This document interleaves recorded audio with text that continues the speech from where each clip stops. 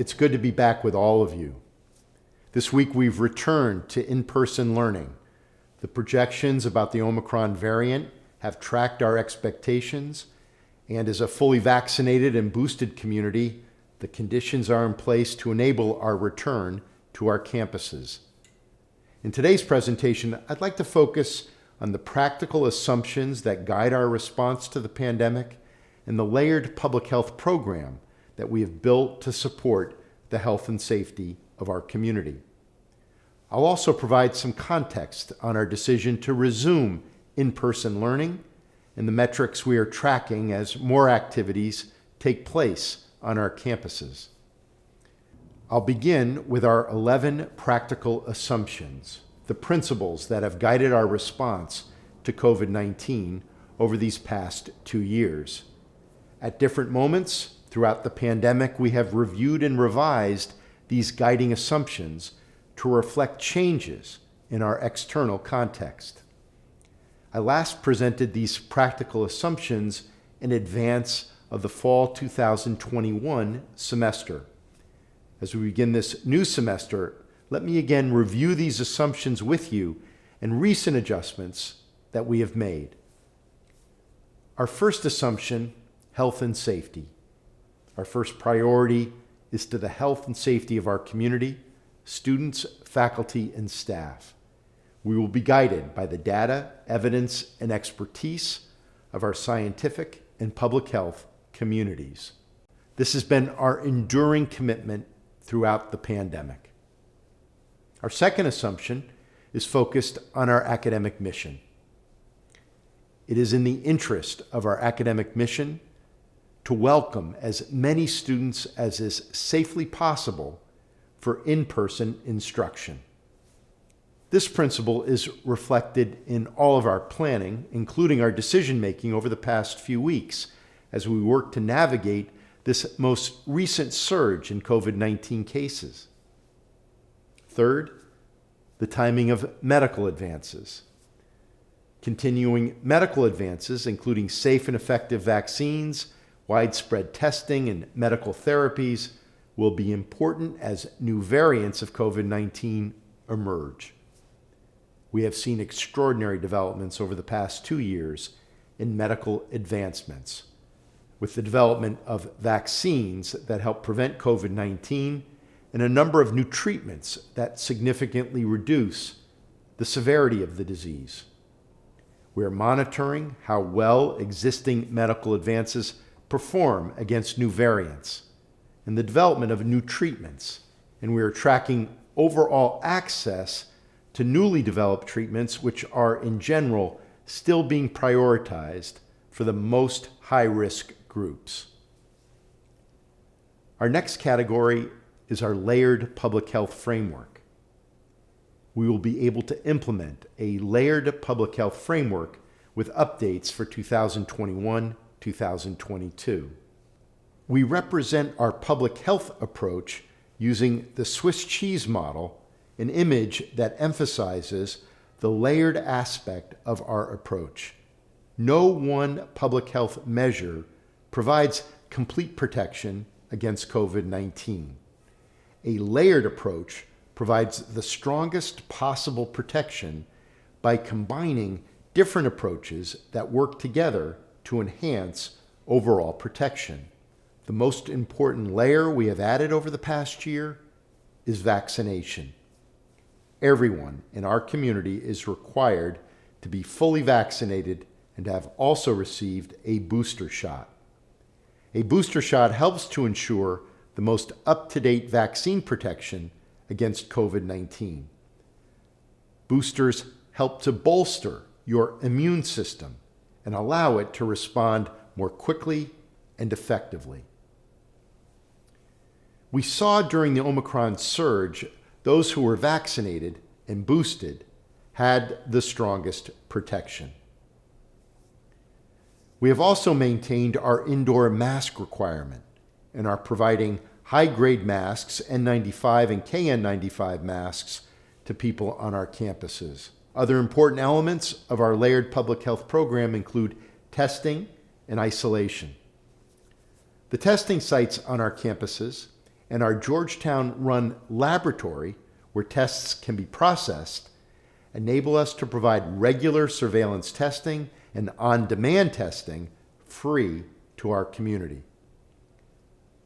The Care Navigators, members of our larger public health team, help support the isolation process if someone tests positive. We continue to revise our protocols based on guidance from the Centers for Disease Control and Prevention and the requirements of our local health department, DC Health.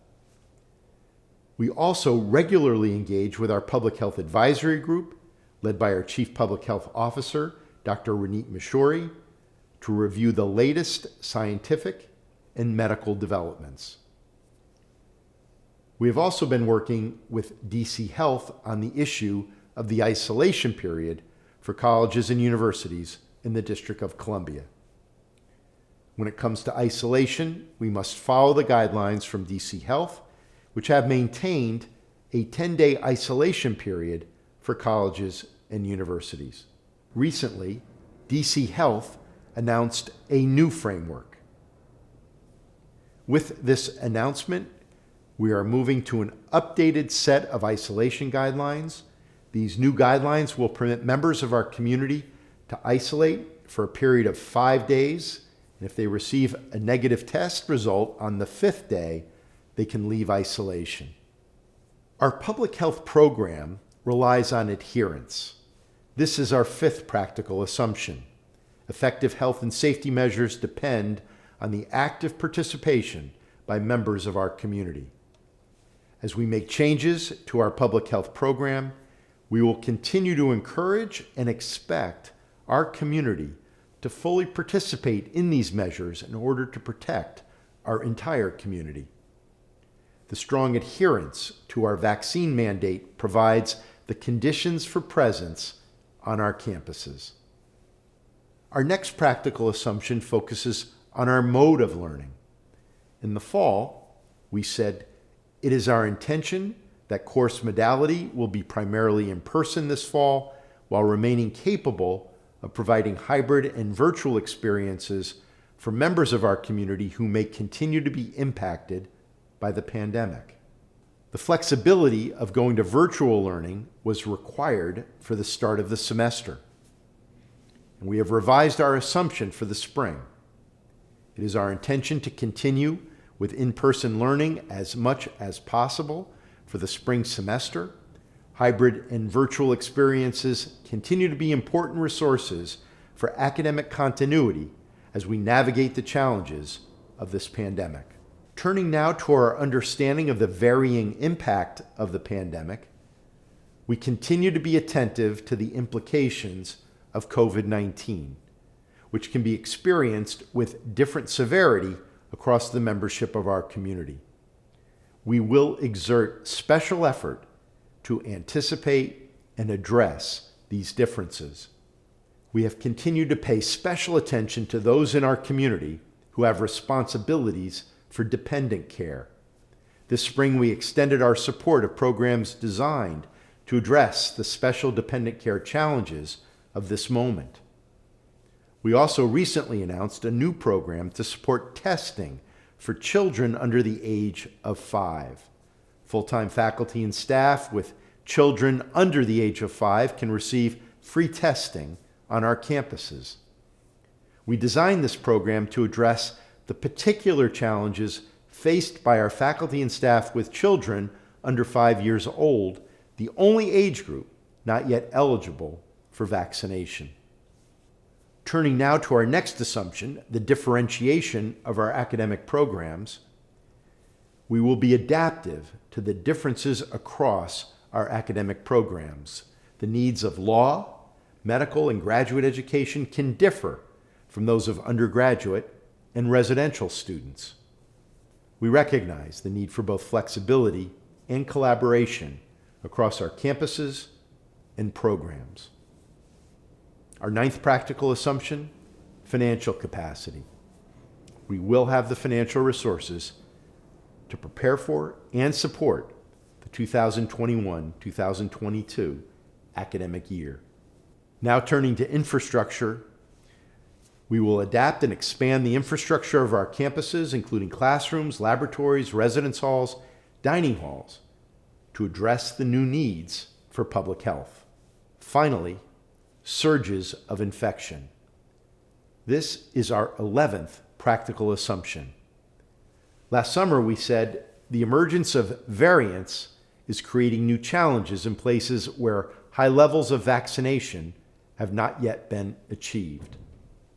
We have just experienced our 5th surge in the pandemic.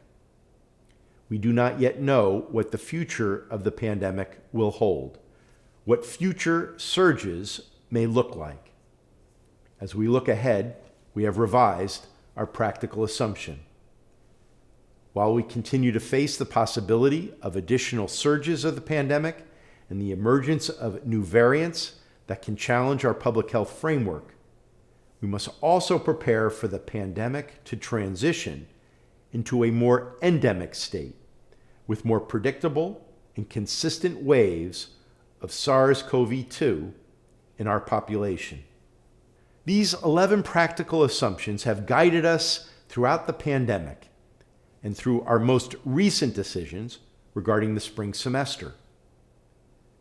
As the Omicron wave began to surge in Washington, D.C. in late December, we made the decision to begin our spring semester with a brief period of virtual learning. We are now back together on our campuses with in-person learning. Our decision was in response to a set of metrics we had been tracking. I've described each of these in detail in my previous video presentations this semester. The rate of transmission of the Omicron variant, the effectiveness of the vaccines, the virulence, the severity of the disease, the rate of hospitalization, and projections about the duration of the surge. Washington, D.C. was one of the first places in the United States to experience the surge of the Omicron variant. Between late December and early January, our region saw some of the highest numbers of cases and hospitalizations since the beginning of the pandemic.